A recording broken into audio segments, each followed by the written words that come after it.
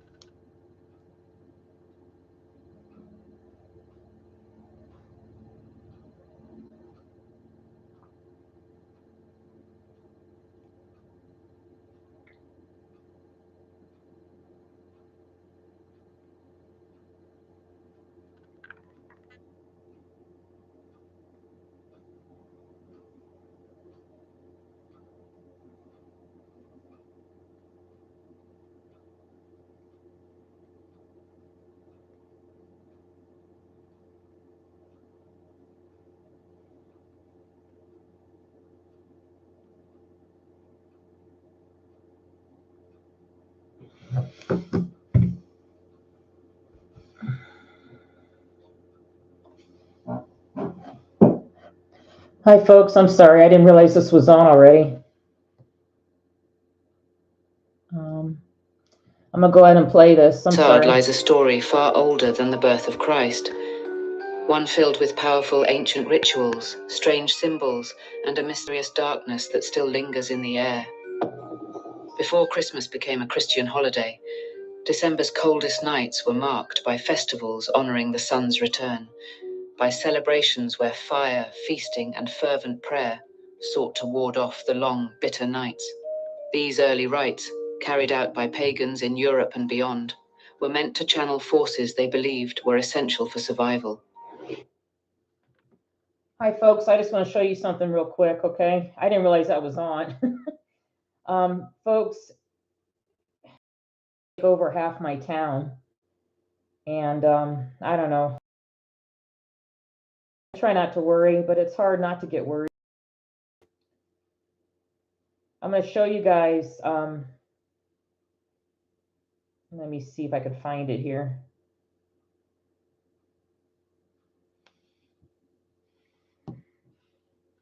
Let's see if you can see that. They're going to take over half my town, and that street right there, they're going to take over. But the End Times community will be in that hotel with the red letters. But just stay safe with Jesus, okay? Just trust in him, whatever our destiny is, okay? All right, I'm going to go ahead and keep playing this. This is important. By the way, I think that the ALIEN agenda, it might come very soon, possibly with this holiday. And the spiritual spell's been broken with me with it.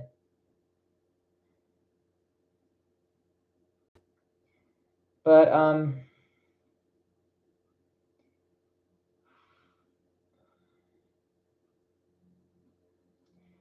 yeah, we'll just see what happens here. Okay, I'm going to keep playing it. When Christianity took hold, church leaders faced a monumental challenge.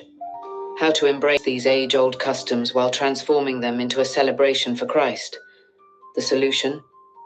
Not to erase the traditions, but to fuse them, making December 25th a day that was both familiar and new. This is the hidden history of Christmas, the holiday that sits at the crossroads of ancient and sacred, where our merriest customs carry whispers from a darker, stranger past. We'll uncover how the rituals of old still pulse beneath today's traditions, how symbols once meant to protect and honor pagan gods became part of the Christian story. This season, join us as we peel back the layers of Christmas and explore the shadowed roots of the holiday we thought we knew.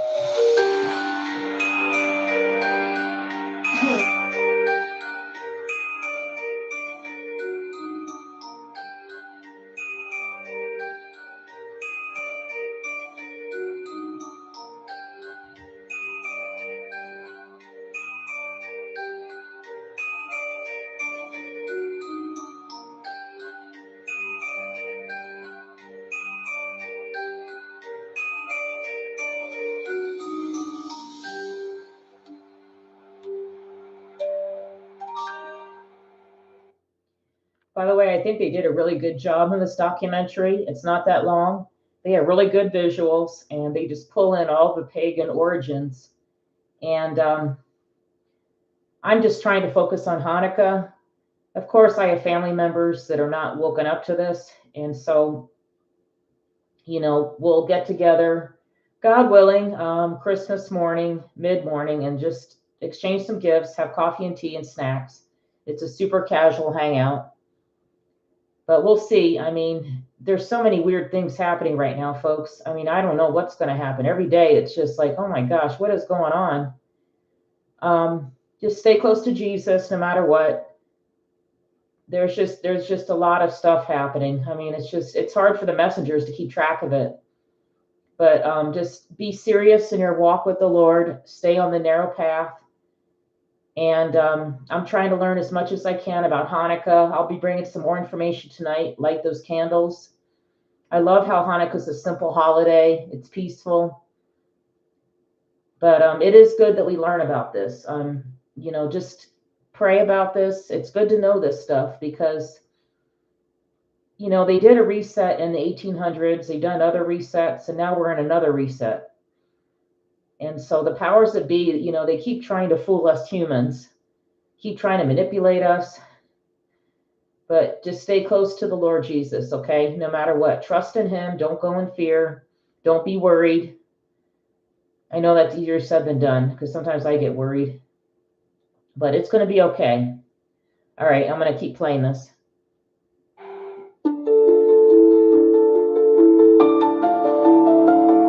In its earliest days, Christianity was a fledgling faith, a movement born in the shadow of the Roman Empire. For nearly 3 centuries, Christians worshipped in secrecy, their beliefs kept hidden from a world where pagan gods held sway. Followers gathered in private homes, in catacombs, whispering prayers of devotion to a savior whose teachings promised salvation. But in a world ruled by Roman law, Christianity was seen as a threat, a challenge to the gods and traditions that had anchored society for centuries. Everything changed in the 4th century.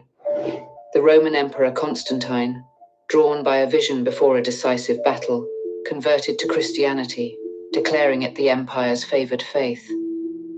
This act turned the Christian church from an underground movement into a powerful institution, one that would soon shape the course of history. In 380 CE, Emperor Theodosius went even further, making Christianity the official religion of the Roman Empire and banning all other forms of worship. Pagan temples were shuttered, rituals condemned. But the church faced a dilemma. Pagan beliefs and customs were deeply woven into the lives of the people. To erase them would be nearly impossible. And so, a new strategy was born, one that would take the familiar pagan rites and fold them into a Christian framework. The church began to absorb elements of paganism, reinterpreting festivals and customs in ways that aligned with its doctrine. Ancient holidays celebrating the cycles of nature, the movement of the sun, and the harvests were transformed into saints' days and Christian festivals. The winter solstice, once a time of rebirth for the sun in pagan traditions, was reimagined as the birth of Christ, the Saviour who would bring light into a darkened world. By embracing these seasonal celebrations, the Church could reach into the hearts of those who clung to their ancestral ways, offering them something that felt both new and comfortingly familiar. But the transition wasn't always peaceful. Pagan practices were often labelled as superstitions or outright condemned as devil worship, leading to a crackdown on anyone who clung too fiercely to the old ways. Temples dedicated to the gods of Rome and Greece were converted to churches, their statues and altars dismantled, sacred groves and shrines were destroyed, and the once popular festivals of the gods were either banned outright or subsumed into the Christian calendar. What had once been a celebration of the natural world and its cycles became acts of worship for a single god, reshaped to fit the doctrines of the Church. This was more than just a conversion of faith. It was a transformation of culture itself. The Church was creating a unified religious identity, one that could stand against the fragmented beliefs of the past. Yet, in this drive for unity, pagan elements persisted, hiding in plain sight within the new celebrations. The Church may have succeeded in claiming December 25th for Christ, but the rituals and symbols of the old gods lingered, haunting the holiday and blending into the fabric of the new faith. Through this blend of dominance and adaptation, Christianity managed to grow into a force that would not only survive but also reshape the ancient world, one pagan festival at a time. This fusion laid the foundation for what would become the most celebrated holiday in the Christian calendar, a holiday that, despite its new veneer, could never entirely shake its pagan roots. The Church's path to establishing Christmas was paved with a calculated approach, not to erase but to adapt. For centuries, December's longest nights had been dedicated to powerful rituals woven into the cultures of Rome and Northern Europe. The winter solstice held a profound allure, marking the longest night of the year and the turning point when darkness began to recede. To ancient peoples, this was no ordinary date. It was a promise that light would return, the earth would thaw, and life, though dormant, was never truly gone. Across different lands, winter was a season of reverence and ritual. In Rome, it was a time to honor Saturn, the god of agriculture and time. Saturn embodied both creation and decay, a reminder that life was a cycle of birth, death, and rebirth. Saturnalia, the festival in his honor, became a week of joyous chaos, where social norms were relaxed and the rigid structures of Roman life gave way to feasts, gifts, and the spirit of misrule. Saturn's influence reached beyond agriculture, representing survival and resilience, a message particularly meaningful in winter's depths. Further north, the Germanic and Norse tribes approached winter with a different intensity. For them, survival was harsher, and the forces of the season were regarded with both awe and fear. People believed spirits, ancestors, and gods roamed freely during the winter darkness. Honoring these forces was essential to ask for protection and mercy through the bleakest nights, invoking the sun's rebirth as both a natural and supernatural event. Fires and gatherings marked this time of year, warding off what they believed were dangerous, unseen forces lurking in the cold. For the early church, these deeply entrenched beliefs presented both a challenge and an opportunity. The solstice traditions were an inseparable part of life. Removing them entirely would likely fail. But there was another path. Interestingly, there was no established date for Christ's birth. Early Christian texts make no mention of it, and for centuries, Jesus' birth went unmarked on the calendar. But as Christianity spread, church leaders realized that setting a date for Christ's birth might help unify new followers and offer a Christian alternative to the beloved winter festivities of Saturnalia and Yule. December 25th was chosen, a date close to the solstice, aligning it with rituals already devoted to light, rebirth, and renewal. By setting Christ's birth on December 25th, the Church could transform the solstice into a celebration that mirrored its own message. Jesus would be framed as the true light returning to the world, a savior whose birth symbolized the rebirth of hope for both this life and the next.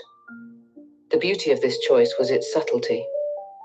Pagans could still gather for feasts and fires, holding on to the mysteries of the season. But now, each element carried a Christian significance, a new layer of meaning that oriented their celebrations toward heaven.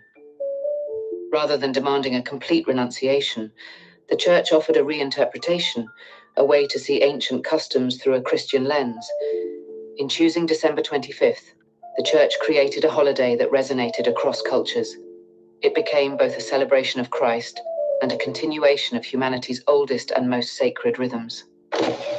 The foundation was laid for a season that felt both new and ancient, one that would unite faiths and practices in the heart of winter.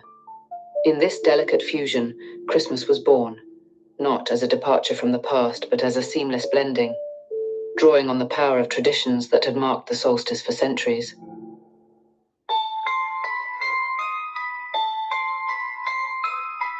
By setting December 25th as Christ's birth, the Church created a holiday that spoke to both the Christian faithful and those who held ancient customs close to their hearts. But this fusion went beyond just the date. It extended into the symbols that defined the season. One of the most enduring of these is the evergreen tree, a powerful emblem of life in winter's depths that made a natural transition into Christmas tradition. For the Germanic and Norse peoples whose winters were long and harsh, evergreens stood as symbols of survival. When the fields lay barren and the world was draped in snow, these trees remained untouched by winter's chill, vibrant against a stark landscape. Bringing branches of fir, pine, and holly indoors was more than decoration. It was an act of drawing strength from nature, of aligning oneself with a symbol that promised life would endure even the darkest season. In Yule celebrations, the winter solstice marked the beginning of the sun's slow return, and evergreens became central to the festivities. People believed these trees held special power, connecting earth and sky, representing protection and renewal. They were adorned with small tokens, sometimes carved ornaments or bundles of food, as offerings meant to please the spirits believed to reside within. Decorating evergreens became a ritual of gratitude, a way to ask for good fortune and ward off spirits said to be active in winter's depths. As Christianity spread through these regions, the Church allowed the practice to continue, but gradually infused it with new meaning. The symbolism of the evergreen, its defiance of winter's deathly grip, aligned well with the Christian message of eternal life through Christ. Soon evergreens were reframed not merely as protectors against winter spirits, but as symbols of divine endurance. They came to represent Christ's promise, a beacon of faith that could withstand any darkness. This adaptation was subtle but effective, transforming a pagan practice into something that fit naturally within Christian celebrations. By the 16th century, German Christians took this custom further, bringing entire trees into their homes as part of their Christmas celebrations. According to legend, Martin Luther was the first to place candles on a small fir tree, inspired by a night walk beneath the stars. The candles, meant to evoke a sky full of stars, reflected the new Christian symbolism of the tree, a reminder of Christ's light in the world, shining through the coldest night. This practice took on a life of its own, spreading across Germany and eventually beyond. Each region added its own touches. Some used apples representing the fruit of Eden, others used wafers symbolizing the Eucharist. In time, the tree became not just a symbol of survival, but of celebration, a centerpiece for families to gather around, weaving together generations in shared ritual. By the 19th century, the Christmas tree was popularized in the English-speaking world, thanks in part to Queen Victoria and Prince Albert, who brought the German tradition to Windsor Castle. The image of the royal family gathered around their tree captivated the public, and soon the practice spread across England and America, taking root as a beloved Christmas tradition. Today, the Christmas tree may look modern, adorned with electric lights and tinsel, but its roots run deep. It carries with it the spirit of Yule and the resilience of those ancient evergreens, a reminder that even in the coldest, darkest season, life endures. The evergreen tree may be the most recognizable symbol of Christmas, but it is far from the only piece of nature that found its way into winter celebrations. Holly, ivy, and the Yule log, Each holds a legacy that predates Christmas by centuries. These elements, like the tree itself, served as powerful symbols in ancient pagan rituals, offering protection and a sense of continuity in the heart of winter. Holly, with its glossy green leaves and bright red berries, was revered by the Celts, Romans, and Germanic tribes alike. The sharp, thorn-like leaves and vivid berries made holly seem almost otherworldly, a plant that thrived in the depths of winter. For many ancient cultures, holly was believed to ward off evil spirits. Its prickly leaves were seen as a barrier against malevolent forces, and the berries, a shock of red against the winter landscape, were thought to provide spiritual protection and even luck. In Celtic tradition, holly was linked to the Holly King, a deity who ruled the dark half of the year, battling the Oak King, who represented summer. Holly was often placed around doorways and windows, forming a natural shield between the home and whatever dangers winter nights might bring. Ivy, often paired with holly in modern wreaths and garlands, carried its own mystical associations. Unlike holly, ivy was a plant that clung, wrapping itself tightly around trees and walls, enduring through the coldest days. Ancient peoples saw ivy's resilience as a symbol of fidelity, friendship, and faith. Its tenacious growth made it a reminder of life's persistence, even in the bleakest season. But ivy's symbolism was double-edged. While it was associated with loyalty and endurance, it was also linked to Bacchus, the Roman god of wine and revelry. In Roman celebrations, ivy was a key symbol during Saturnalia, when societal norms were turned upside down and revelers indulged in feasts and wine. Ivy thus carried with it a sense of life's dualities, faithfulness and wild abandon, resilience and release. The Yule log, however, was perhaps the most ancient and powerful symbol of all. In the cold, unforgiving winters of Northern Europe, fire was more than a comfort. It was a lifeline. During the Yule season, families would select a massive log to burn through the longest nights, symbolizing the sun's return and the warmth it would bring. This log was no ordinary piece of wood. It was chosen with care, often from an oak or ash tree, which were considered sacred. Families would carve symbols into it, and in some traditions sprinkle it with wine or salt as offerings. Once lit, the Yule log was expected to burn for days. Its flames represented the sun, a promise that warmth and light would soon reclaim the land. Ashes from the burned log were kept as charms, scattered over fields to bring fertility, or placed in homes to protect against lightning and misfortune. As Christianity grew, these plants and practices, holly, ivy, and the Yule log, were not discarded, but adapted. The Church allowed their symbolism to shift, gently aligning these sacred items with Christian beliefs. Holly, once a protector against evil, was recast as a symbol of Christ's suffering, its red berries representing the drops of blood from his crown of thorns. Ivy's endurance became an emblem of faith, its clinging vines a metaphor for a soul's connection to God. And the Yule log, with its fire that burned through the night, became a quiet symbol of Christ as the light of the world. These elements soon took on a life of their own in Christmas decor. Holly and ivy were woven into wreaths and garlands, symbols of eternal life and protection that adorned churches and homes. The Yule log tradition continued, particularly in Northern Europe, where many families kept the custom alive, gathering around a log to share food and drink, echoing the ancient promise of warmth and survival. In this way, holly, ivy, and the Yule log each became more than just decorations. They are symbols of resilience and light, rooted in ancient beliefs that survived the transition from pagan ritual to Christian holiday. Even now, their presence during Christmas serves as a reminder of a deeper heritage, a connection to the earth, the endurance of life through winter's darkest days, and a quiet, timeless hope for the return of the sun. As holly, ivy, and the Yule log became woven into the traditions of winter, another element flickered to life, one that reached back even further into the human spirit: fire. In the heart of winter's darkness, light held a power that transcended mere warmth. It was a symbol of hope, a force to ward off the long nights and invite the sun's return.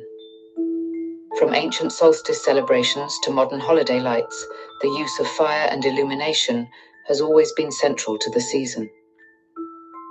Long before the advent of electricity, fire was humanity's answer to the overwhelming darkness of winter.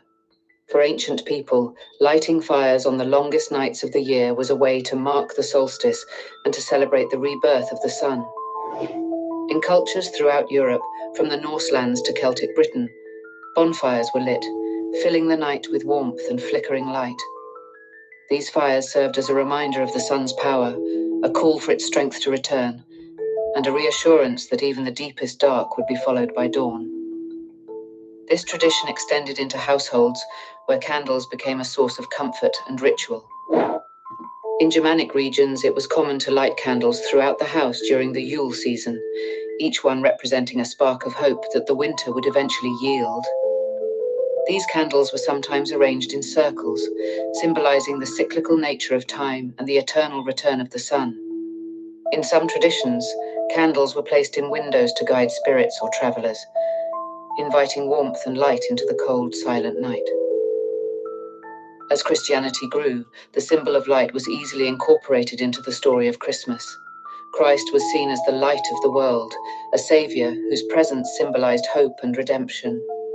Candles took on new meaning, representing divine light and the soul's journey toward faith. By the Middle Ages, it was common for churches to be adorned with candles at Christmas, filling sacred spaces with a glow that seemed almost otherworldly. With the advent of modern technology, the symbolism of light only grew. By the 19th century, the first Christmas trees in Germany were illuminated with small, carefully placed candles, a nod to both the stars in the winter sky and the ancient fires of Yule. These candle-lit trees became a stunning focal point, blending the pagan reverence for fire with the Christian theme of holy light. In time, candles gave way to electric lights, and trees, homes, and entire city streets were adorned in glowing displays, turning winter nights into scenes of shimmering beauty. Today, the lights of Christmas shine brighter than ever, illuminating more than just trees and homes. They are a continuation of an ancient legacy, a reminder that even in the darkest hours there is light to be found. In every candle, every bulb, and every glowing strand, we see echoes of those early fires that lit the solstice nights, a testament to humanity's enduring hope for warmth, renewal, and the promise of brighter days ahead.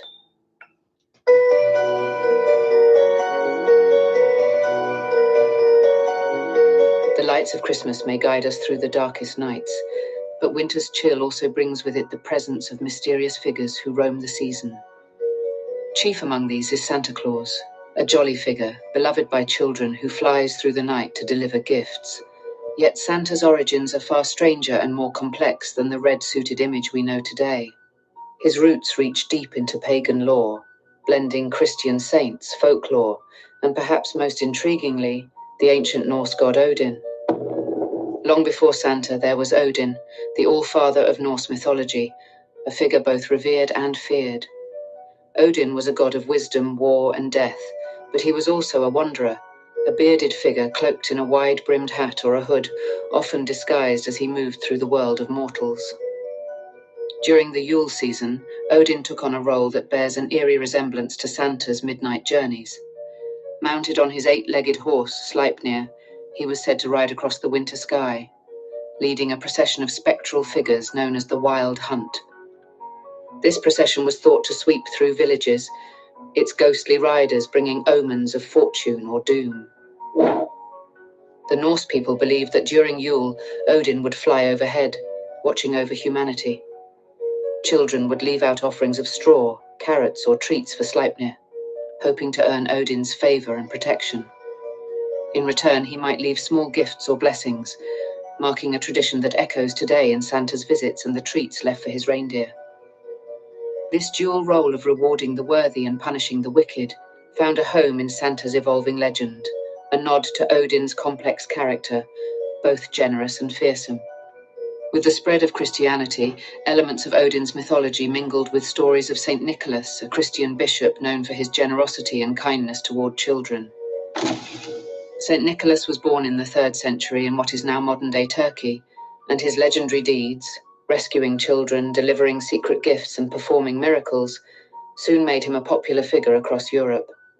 Stories of St. Nicholas merged with local folklore, and his image began to shift, absorbing the traits of figures like Odin and other pagan spirits of the winter season. In many parts of Europe, this fusion gave rise to a figure known as Father Christmas in England and Sinterklaas in the Netherlands. These early depictions were not always the jovial Santa we know today. Rather, they were complex figures, often carrying both gifts and warnings. In some regions, Sinterklaas was accompanied by a helper who would punish misbehaving children, reflecting the duality of reward and punishment that harks back to Odin's presence in winter folklore. By the 19th century, the image of Santa Claus had traveled to America, where his legend continued to evolve. Writers and artists shaped him into the red-suited, merry figure we know today. Yet, even in this modern portrayal, echoes of his ancient origins remain. Santa's annual journey through the night sky, his watchful eye on children's behavior, and his mysterious arrival and departure all trace back to a history steeped in myth and magic. He is both a bringer of gifts and a figure who wields a subtle authority, a reminder of the ancient gods who once roamed the winter season. Today's Santa Claus may seem a world apart from the Norse All-Father, but the spirit of Odin, the wise, wandering, bearded figure who rides through the winter sky, lingers in every story of Santa's midnight ride. He is a character born of winter's mysteries, bridging the gap between the supernatural and the familiar, a reminder that even our most beloved holiday traditions hold shadows of the ancient past. While Santa Claus embodies the warmth and cheer of the season, he's far from the only winter visitor with a claim on December's longest nights. Across Europe, an array of darker figures emerged from the mists of folklore, creatures who didn't merely bring gifts, but came to judge, reward, or punish those they visited. Rooted in pre-Christian beliefs about spirits that walked freely during winter, these characters represent a side of the season that's more shadow than light, reminding us that the holidays were once filled with a blend of awe and fear. One of the most infamous of these figures is Krampus, the horned, half-goat, half-demon creature from Alpine folklore. Krampus is the shadow to St. Nicholas's light, a figure who roams the streets in early December, dragging chains and carrying a bundle of birch branches. Where St. Nicholas rewards the good children with treats and gifts, Krampus delivers a very different kind of judgment.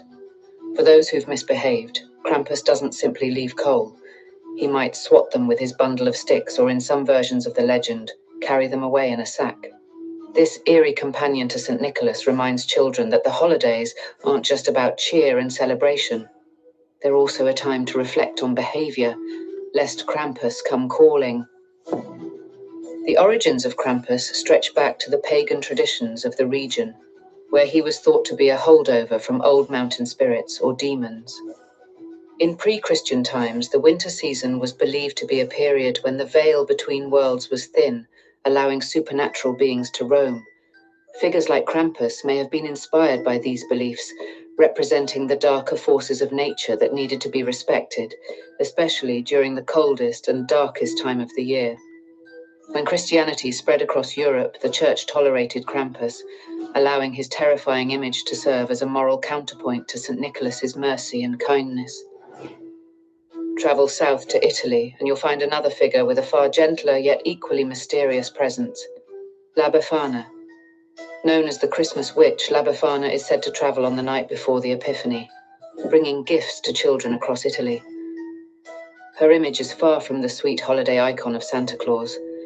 She's portrayed as an old woman, often slightly haggard, riding a broomstick through the winter skies. Children leave out wine and snacks for her, hoping to please this strange, solitary figure who, like Santa, leaves gifts for the well-behaved and coal for the naughty. According to legend, La Befana's origins lie in a story that touches on the Nativity itself. When the wise men were journeying to visit the newborn Christ, they asked La Befana for directions. She was too busy with her housework to join them, but later regretted her decision. In some versions of the story, she sets out with gifts, hoping to find the Christ child, but never succeeds. Yet there is something distinctly pre-Christian about her, a sense that she belongs to an older pagan tradition of benevolent female spirits or goddesses associated with hearth and home. Like Krampus, La Befana straddles the line between folklore and faith, embodying both mystery and morality. Across Europe, other spectral visitors populate the winter season, each with their own role in marking the holiday. In parts of Germany and Austria, a figure called Frau Perchte roams the countryside. Known as both a goddess and a witch, Frau Perchte is said to visit homes during the 12 days of Christmas. Like Krampus, she can be both generous and terrifying. Good children might receive a silver coin, but those who fail to uphold household traditions, particularly in the spinning of wool, an old winter task, are said to face her wrath. She is a being who serves to uphold the customs of winter, a reminder that tradition itself holds a sacred power, especially during the darkest days of the year. These figures, Krampus, La Befana, Frau Perchte, are shadows cast by the light of the season, reminders of an older time when winter's chill was not merely endured but revered. They bring a sense of balance to the celebrations, embodying both reward and punishment, comfort and fear. Each one reflects the ancient understanding that the season was a time of judgment, a period when the supernatural was near, and one's actions throughout the year came back to haunt, or bless, those left waiting in the quiet, firelit rooms of winter. Through these figures, we glimpse a past where the spirit of Christmas carried not only generosity and joy, but also an edge of warning, a reminder that the season, like the night itself, held mysteries that were both wondrous and dark.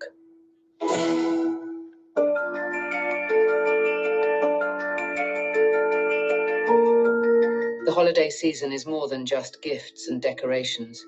It's a time when tables overflow with food and drink, when families and friends gather to celebrate with feasts that echo back through the centuries. These gatherings, filled with laughter, abundance, and a touch of indulgence, are rooted in winter rites that long predate Christmas. For the ancient peoples who braved the coldest months, feasting during the winter solstice was an act of resilience, a defiant celebration of life amid the harshest season. In ancient Rome, the festival of Saturnalia marked the heart of the winter season, a week-long event honoring Saturn, the god of agriculture and abundance. Beginning around December 17th, Saturnalia was a joyous and unruly time when societal norms were turned upside down. Masters served their servants, gambling was allowed, and all were free to revel without restraint. Feasting was central to Saturnalia, with tables piled high to honor Saturn and to embrace the fleeting freedom of the festival. It was an acknowledgement of both the hardships of winter and the hope of eventual renewal. In a season when scarcity was often a reality, Saturnalia's feasts were a gesture of abundance, an assertion that life would endure. Further north, in the lands of the Germanic and Norse peoples, the Yule festival marked the winter solstice. Here, communities came together to eat, drink, and make merry as a way to lift their spirits through winter's darkest days.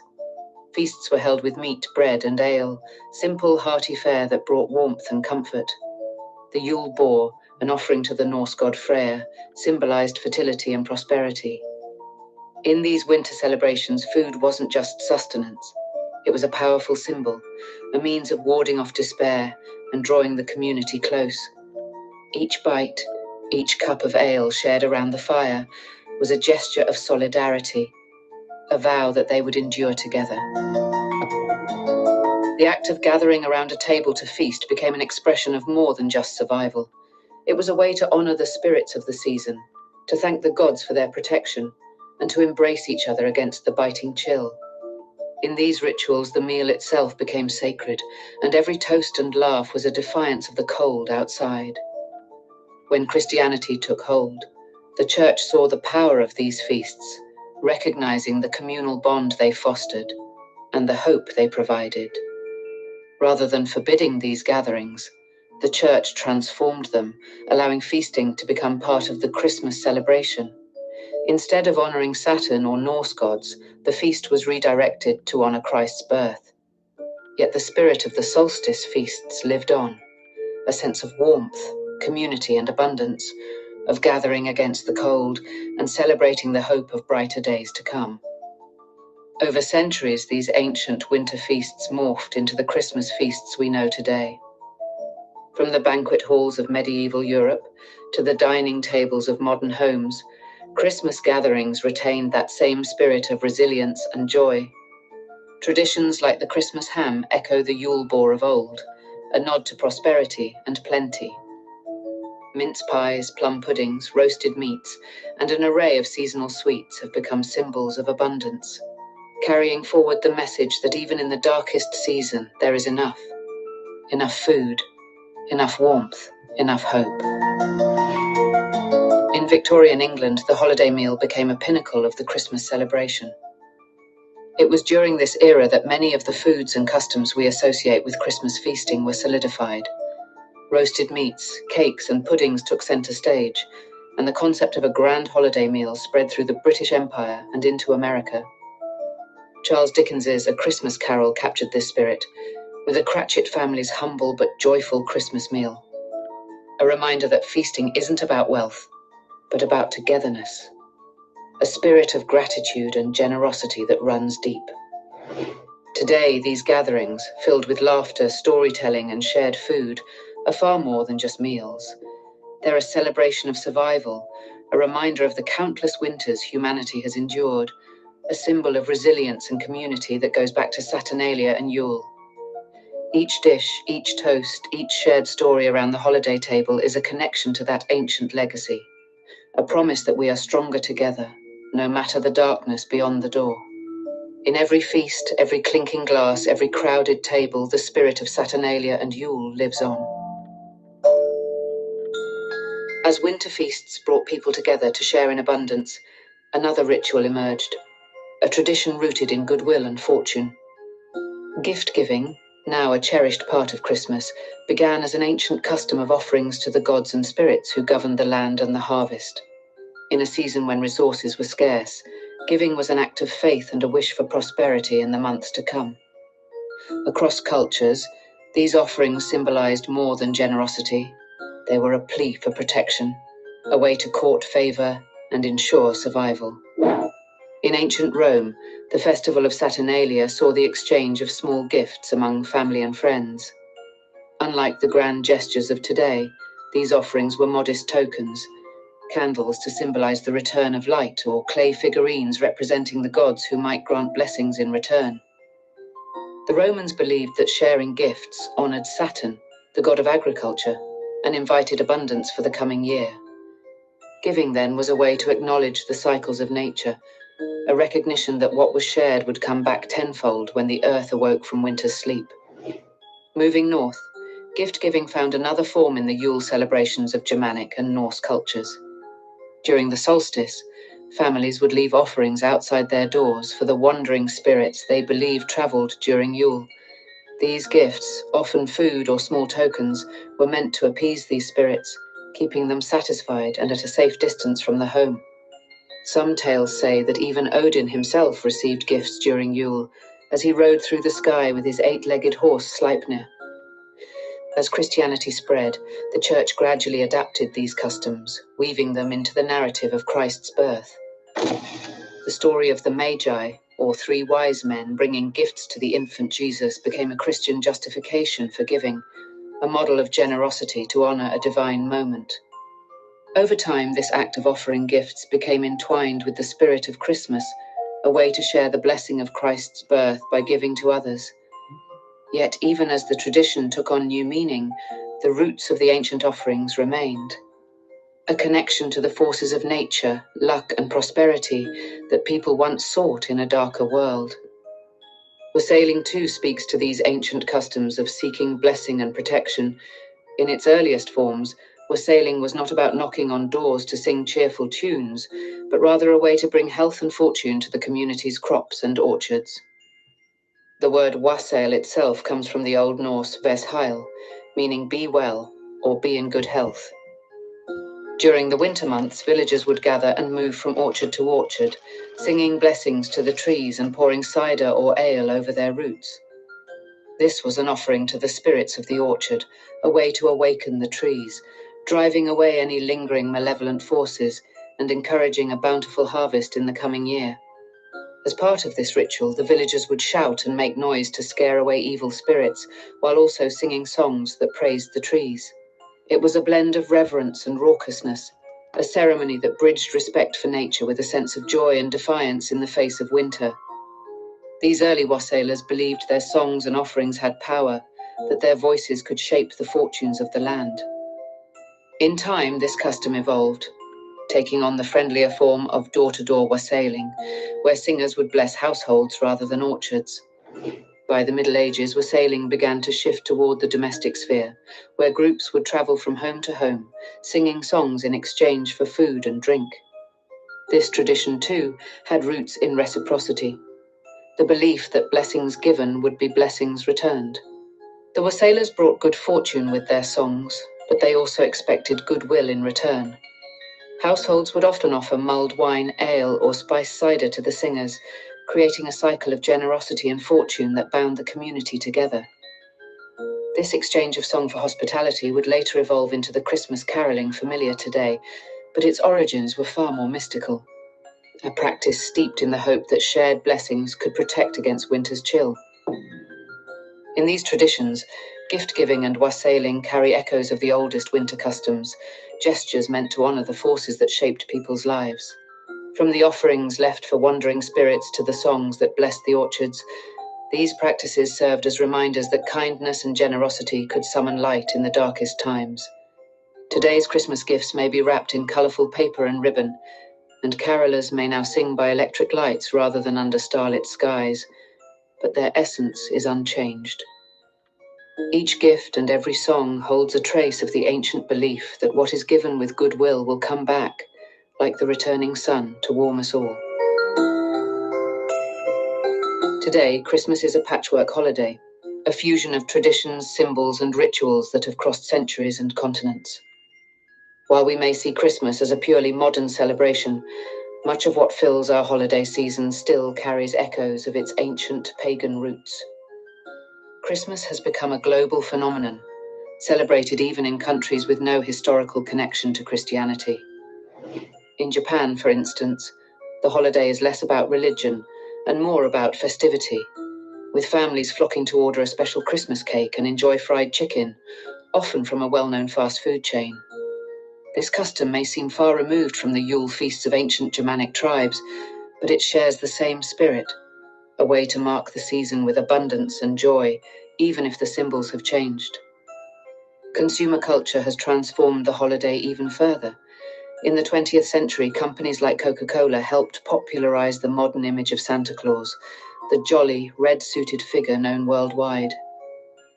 While we associate this Santa with cheer and kindness, his origins lie in ancient folklore, where figures like Odin and St. Nicholas blended to create the supernatural winter visitor. Marketing may have given him a friendlier face, but in many ways, he remains the mysterious, bearded figure who traverses the winter skies, leaving gifts and warnings alike. In today's Christmas, the sacred and the secular meet in ways that would have been unthinkable in earlier times. Families gather to sing carols, both hymns honoring Christ and secular songs like Jingle Bells or Frosty the Snowman. Advent calendars, which once counted down to the birth of Christ, are now filled with chocolates and toys, marking time in ways that feel joyful yet distinctly non-religious. The lines between tradition and adaptation blur, just as they did centuries ago when the church incorporated pagan customs into its own calendar. Yet through all these layers, the core remains. At heart, Christmas is still a celebration of resilience and warmth in the depths of winter. It's a time to gather together, share food and stories, and bring light to the darkest days, just as our ancestors did during Saturnalia, Yule, and other winter solstice rites. No matter how modern it seems, the holiday holds traces of those ancient rituals, fulfilling a need for comfort and connection that transcends time. Christmas today is a mosaic, a holiday where each piece, no matter how transformed, echoes back to the old ways. It is both new and timeless, a season that even now is steeped in the ancient desire to find joy, light, and community in winter's depths. Through feasts and fires, spirits and songs, We've explored a holiday born from a complex blend of Christian faith and ancient pagan ritual. Each tradition we hold dear carries with it echoes of Yule and Saturnalia, of offerings to spirits and fires lit to ward off the darkness. Santa's midnight ride, the Christmas tree's enduring green, the wassailer's songs, all these customs are bound to a past that shimmers just below the surface, unseen but ever present. This is the true spirit of Christmas, a celebration where light and dark coexist, where joy mingles with mystery. It's a reminder that what we cherish as familiar has roots in the strange, in the primal fears and hopes of those who came long before us. Each gift, each candle, each carol is more than a tradition. It's a whisper from an ancient world, a reminder that our modern holiday holds secrets shaped by centuries. So as you gather by the glow of the tree or share a meal around a crowded table, remember the history lingering beneath the holiday.